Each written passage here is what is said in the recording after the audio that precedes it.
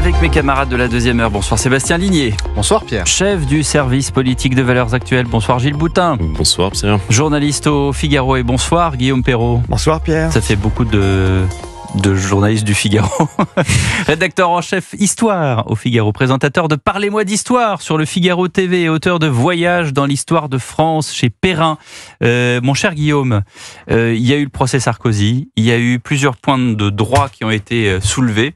Et non des moindres, bien sûr, il y a l'exécution provisoire. On a démontré, et on s'interroge aussi sur cette exécution provisoire qui est décidée non pas par le PNF, mais par le tribunal de Paris. Donc les 3 juges et cette présidente qui est beaucoup critiquée dans cette affaire, qui décide donc de cette exécution provisoire et mandat de dépôt différé. Et en fait, ça ouvre évidemment. Henri Guénaud, au grand rendez-vous Europe 1 CNews Les Échos, dimanche, disait, je pense assez justement, il y aura un avant et un après de ce procès. Mais vous, sans pour autant remettre en cause ce que dit Henri Guénaud, vous dites, mais de tout temps, il y a eu un affrontement entre les juges et le pouvoir. Oui, il y a eu un affrontement en France. L'histoire de France est très marquée par cet affrontement entre magistrats et politiques. Sous l'Ancien Régime, les parlements, ce qu'on appelait les parlements, qui étaient en fait des cours de justice, étaient en conflit ouvert avec l'autorité royale. Ça a empoisonné tout le XVIIIe siècle et ça a été une des causes, parmi d'autres, de la Révolution française. Et en réaction, les hommes de 1789, les révolutionnaires, ont interdit aux juges judiciaires, c'est-à-dire le juge qui venait de créer, puisqu'ils ont réorganisé complètement la justice française, ils ont interdit aux juges judiciaires de faire comparaître devant eux les ministres et les hauts fonctionnaires. Ça, c'est fondamental. C'est une loi de 1790. Ils se sont protégés, en fait, d'une certaine manière. Ils se sont protégés, oui. Ça paraissait, à l'époque, une conséquence du principe de la séparation des pouvoirs. Le pouvoir politique d'un côté, l'autorité judiciaire de l'autre. J'ai dit autorité judiciaire parce que traditionnellement, la tradition républicaine ne reconnaît pas à la justice la qualité de pouvoir. On ne parlait pas, pendant un siècle, on n'a pas parlé de pouvoir judiciaire. On disait autorité. On disait autorité, c'est un cran en dessous. Et si vous regardez la constitution de la Ve République, il n'y a pas l'expression pouvoir judiciaire. Encore en 1958, on parlait d'autorité. Parce qu'on était encore échaudé par le pouvoir royal ? Parce que les seuls vrais pouvoirs sont ceux issus du suffrage universel. C'est ça, la clé, le peuple. Ouais. Donc le pouvoir législatif avant tout, et depuis 1962, le pouvoir exécutif désigné maintenant au suffrage universel direct. Alors que l'autorité, c'est bien sûr important, mais l'autorité judiciaire avait pour tâche exclusive d'appliquer de façon stricte et scrupuleuse la loi votée par le Parlement. Et alors on dit souvent que dans les années 70-80, en fait, il y a eu un changement de dogme chez les magistrats, qu'avec l'arrivée de Robert Badinter, on a mis de côté l'emprisonnement. Il a fallu toujours laisser une deuxième chance à celui qui était jugé, à celui, pas forcément de le mettre en prison, appelez ça laxisme si vous voulez, mais enfin il y a eu une autre façon de juger. Mais en réalité, là on fait un grand saut, parce qu'on passe de 1789 à 1981 à peu près. Entre-temps, qu'est-ce qui s'est passé ? Ce qui s'est passé, c'est la tradition qui a été fixée par les républicains comme Jules Ferry à la fin des années 1870 et qui a été observée pendant près d'un siècle, jusqu'à la fin des années 1960. Vous prenez la magistrature de 1880, vous prenez celle de 1960, c'est la même. C'est la même. C'est-à-dire, qu'est-ce que c'est concrètement ? Interdiction de se syndiquer, interdiction de faire grève. Interdiction de commenter la politique du gouvernement. Encore moins une réforme législative débattue par le Parlement. Plus étanche qu'aujourd'hui, on pourrait dire. Je dirais que les obligations qui pesaient sur les magistrats étaient beaucoup plus strictes à l'époque qu'aujourd'hui. Et puis arrive mai 68. Mai 68, ce n'est pas seulement les étudiants dans la rue et une grève générale, c'est aussi la création du syndicat de la magistrature. C'est pas très connu. C'était en juin 1968 et les slogans que certains jeunes magistrats scandent au palais de justice à ce moment-là sont clairement des slogans d'extrême gauche. C'est tout à fait factuel. Il n'y a pas de procès d'intention. Vous écrivez dans le Figaro, le 8 juin 1968, salle des criers du palais de justice de Paris, une poignée de jeunes magistrats balayent les interdits de leur corps édictés sous Jules Ferry et créent le syndicat de la magistrature, le fameux. Qu'on appelle dans les milieux judiciaires le syndicat. Les pères fondateurs se nomment Louis Joinet, Pierre Lioncan, Dominique Charvet et Jean-Pierre Michel. Oui, ça c'est de l'histoire. Et un de ces personnages invite ses collègues, je cite, à s'aborder leur profession pour faire place à cette justice spontanée qui a surgi dans les favelas du Chili. À l'époque où le Chili, c'était le Chili d'Allende qui faisait rêver toute la gauche et singulièrement l'extrême gauche. Et il y a une harangue célèbre d'Oswald Bodo en 1973 qui est, encore une fois, on a l'impression d'être outrancier en la citant, mais je ne suis que factuel.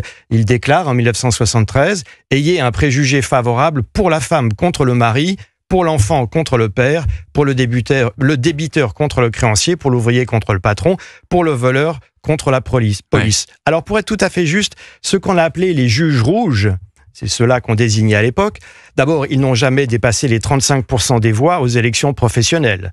Donc c'est pas tout le corps judiciaire. C'est à peu près le cas aujourd'hui, on dit souvent que c'est 30%. Voilà, donc c'est pas tout le corps judiciaire, c'est une partie du corps judiciaire. Mais enfin, 30%, c'est déjà très significatif. Ensuite, il faut aussi convenir que dans ces années 70, ils avaient face à eux une institution judiciaire encore très hiérarchisée et qui était très critiquée pour sa soumission au pouvoir politique, pour les raisons que je viens d'expliquer, et elle passait aussi pour être très respectueuse, trop respectueuse, jugeaient certains, de l'ordre social. Donc il y a aussi ce contexte, finalement, ils étaient à l'unisson de la critique sociale qui était très virulente dans la France des années Pompidou-Giscard. Ça fait du bien de se remémorer tout ça. Sébastien Ligné. Oui, c'est un article passionnant sur cet équilibre entre ces trois grands blocs, législatifs, exécutifs et judiciaires. Et on a en effet l'impression que depuis quelques décennies au moins, le bloc judiciaire, la branche judiciaire est en train de prendre le dessus et est en train de devenir presque un ordre religieux, si vous voulez. C'est-à-dire qu'on en discutait avant que les micros s'allument. C'est-à-dire qu'il y a parfois presque l'impression d'un délit de blasphème quand on ose critiquer une décision de justice, comme si l'ordre judiciaire était forcément moral et forcément implacable et que cet ordre-là ne pouvait pas se tromper. Ça me rappelle cet épisode à la télévision chez Léa Salamé quand Sonia Mabrouk a dit à Élise Lucet mais vous devriez faire un cache investigation sur France Télévisions. Et là il y a Élise Lucet qui dit comment mais vous n'y pensez pas. C'est exactement ça. Et ce qui est vraiment passionnant, c'est qu'en réalité on se rend compte que le politique a donné toutes les armes au judiciaire, toutes les armes. Si vous reprenez l'affaire Sarkozy, qui est la base de notre discussion, les 3 points de désaccord ou de tension sur le dossier Sarkozy sont des décisions politiques à la base. On a parlé évidemment du parquet national financier, création de François Hollande pour expier les fautes de l'affaire Cahuzac. On parle de l'exécution provisoire automatique pour les atteintes à la probité, c'est la fameuse loi Sapin 2 de 2016. Et même l'association de malfaiteurs, la fameuse. L'association de malfaiteurs, parce qu'il n'y a pas que la gauche qui est coupable, l'association de malfaiteurs avait été supprimée sous Mitterrand. Et lors de la cohabitation, lorsque Chirac arrive à Matignon, il réhabilite cette question de l'association de malfaiteurs en élargissant même le cadre d'application de cette association, notamment pour réussir à débusquer les chefs terroristes qui ne peuvent pas être liés directement par des actes, des écrits, des messages clairs et précis. Et donc cette association de malfaiteurs a été aussi agrandie par le pouvoir, notamment de droite à cette époque-là, et ce qui provoque la condamnation de Nicolas Sarkozy aujourd'hui. Tout ça pour dire que le politique a donné toutes les armes, et le politique ne doit s'en vouloir qu'à soi-même aujourd'hui. Guillaume Perrault. Alors ce qui me paraît vrai, c'est incontestable, c'est qu'en effet, il y a un corporatisme du corps judiciaire, à tel point qu'au sein du Conseil supérieur de la magistrature, il y a des membres élus sur liste syndicale, qui sont des juges, mais vous avez aussi des personnalités désignées, qui ne sont pas des magistrats, et les magistrats désignent ces membres en les appelant les laïcs. Les laïcs, ce qui veut dire que ils appartiennent à un ordre très particulier. Bon, ça, c'était une parenthèse pour réagir à ce que disait mon confrère. Mais en tout cas, ce qui est sûr, c'est que dans les années 70, les magistrats les plus à gauche, et qui se revendiquaient comme tels, ont commencé d'abord par mettre en cause des chefs d'entreprise. En 75, parce que c'était le capital. Parce que c'était le capital et parce que c'était plus facile de s'attaquer à un chef d'entreprise du BTP qu'à un ministre. Donc ils ont commencé par là. En 1975, pour la première fois dans notre histoire judiciaire, un chef d'entreprise est mis en détention provisoire après un accident du travail mortel sur un chantier. Finalement, il va avoir un non-lieu, il va être innocenté, mais enfin, ça a marqué les esprits. Ensuite, arrive l'alternance en 1980, et là, il y a toute une génération des jeunes contestataires du début des années 70 du syndicat de la magistrature qui vont faire de belles carrières au sein du ministère de la Justice et dans les juridictions, et qui vont arriver tout en haut de la hiérarchie judiciaire, puisque pendant 10 ans, Vous avez de 80 à 86 et de 88 à 93, sous les deux présidences François Mitterrand, vous avez le même conseiller à Matignon pour la justice, qui est une des personnalités que vous avez citées, qui était un des fondateurs du syndicat de la magistrature. Donc il y a une grande continuité, dans les nominations et les choix qui sont faits. Mais je voudrais pas tout ramener au syndicat de la magistrature parce que le problème me paraît beaucoup plus large.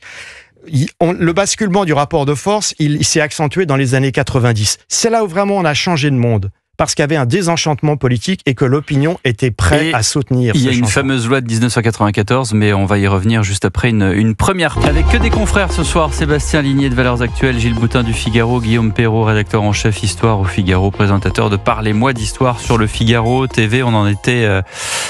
Après, effectivement, cette affaire Sarkozy qui a marqué les esprits, on se demandait d'ailleurs s'il allait y avoir un sondage bientôt sur la façon dont les Français ont, reçu cette affaire Sarkozy, ce jugement qui a été très critiqué. Guillaume Perret, on venait juste avant la pause publicitaire d'évoquer les années 90 pour les magistrats, avec, je le disais, une date importante, 1994, parce qu'il y a la loi Badinter, mais effectivement, c'est dans ces années-là qu'il y a des choses qui se passent très importantes.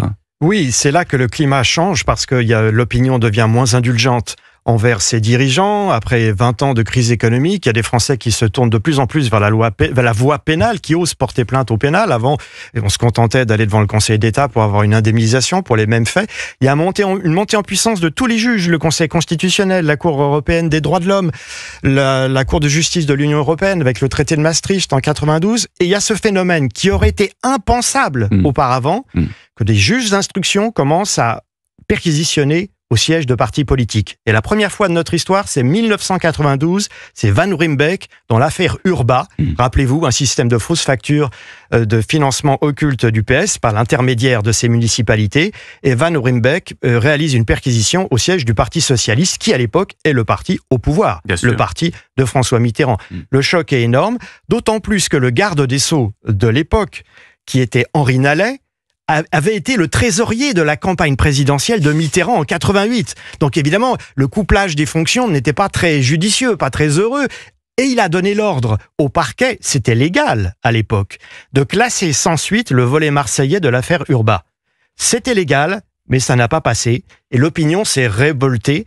Et la figure du petit juge qui allait moraliser la vie publique est apparue et allait dominer toute la vie politique et politico-médiatique des années 90 et 2000. Il y avait un storytelling. Gilles Boutin, du Figaro. Oui, Guillaume, ce qui est frappant dans la décision concernant Nicolas Sarkozy, c'est la très mauvaise communication de la magistrature, qui donne le sentiment d'être dans sa tour d'ivoire. Et on faisait une analogie avec un clergé. On a effectivement l'impression d'avoir un clergé qui regarde ses ouailles de très loin et ne prend pas la peine d'expliquer son message.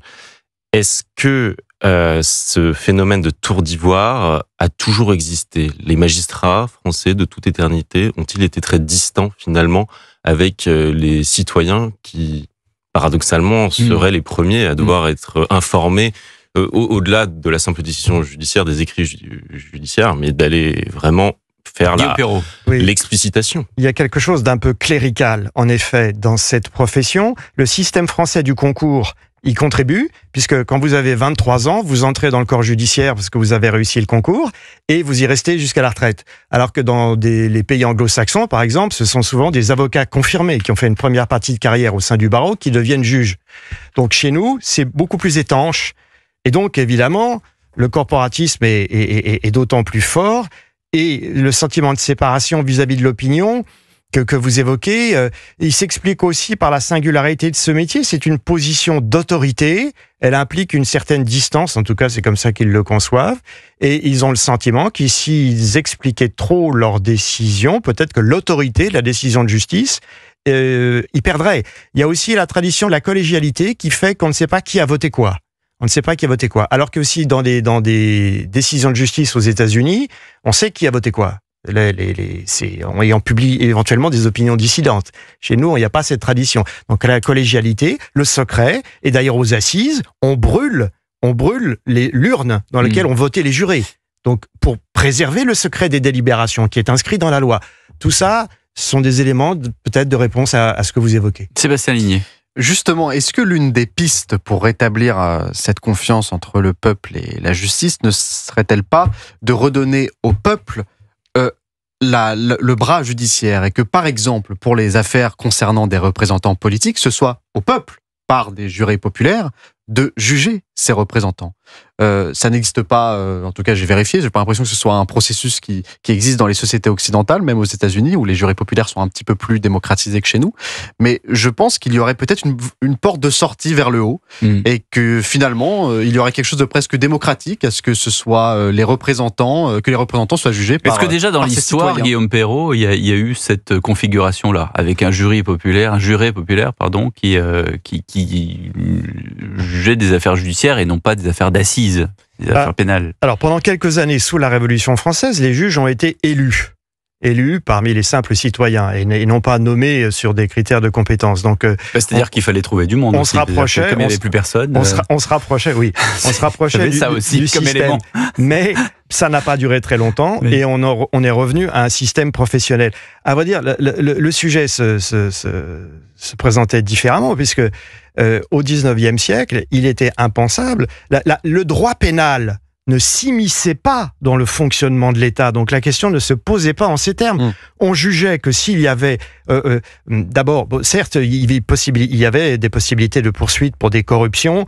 En général, c'était devant la Chambre haute, sous la monarchie de Juillet, sous le Second Empire. La Chambre haute pouvait devenir une haute cour de justice et juger des ministres ou des membres de la Chambre des Pairs pour des faits de corruption. C'est arrivé, il y a eu des condamnations sous la monarchie de Juillet, donc le régime entre 1830 et 1848.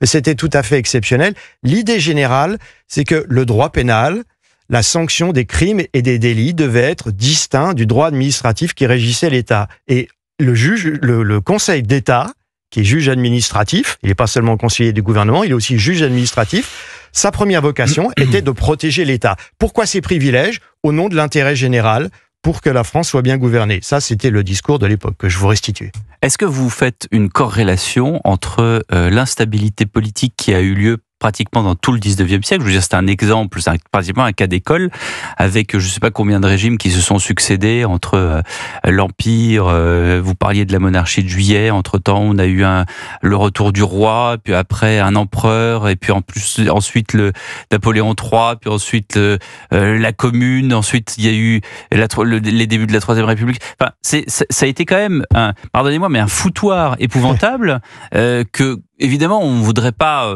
voir revenir aujourd'hui, même si, et j'en fais partie, certains observateurs disent qu'on est peut-être à la fin d'un cycle historique, mais on ne l'accepte pas, parce qu'on est derrière notre série Netflix et derrière notre téléphone portable, donc on est trop dans une zone de confort pour accepter la fin de ce qui pour, je crois que c'est Michel Onfray qui parlait de la fin de Rome.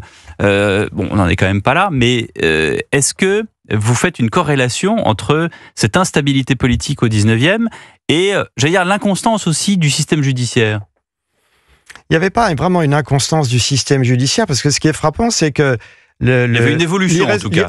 C'était en construction.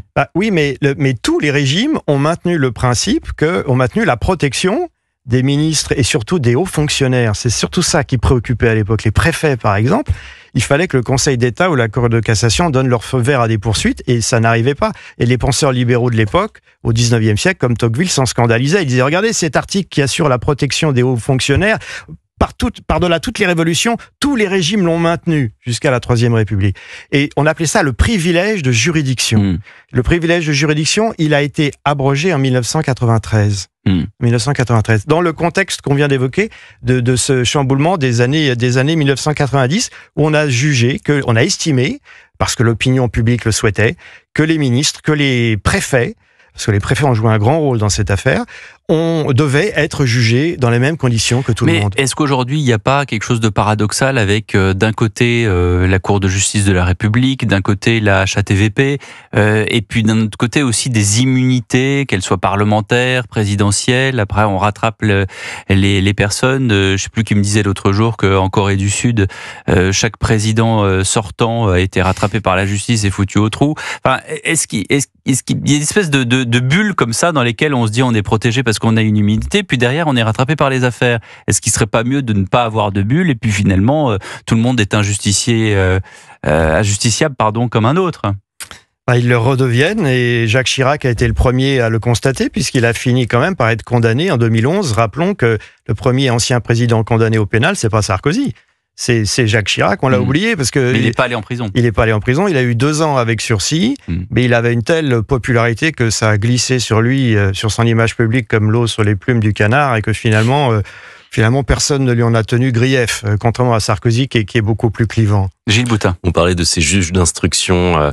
Quel regard portez-vous sur eux? Sont-ils des chevaliers blancs ou alors des Robespierre en puissance? Ils jugent à charge et à décharge. Alors ils sont censés instruire à charge et à décharge, et donc de délivrer des non-lieux, c'est-à-dire au cours de leur enquête. L'ambiguïté de leur position, c'est qu'ils sont à la fois magistrats, policiers, enquêteurs, et donc tout puissants.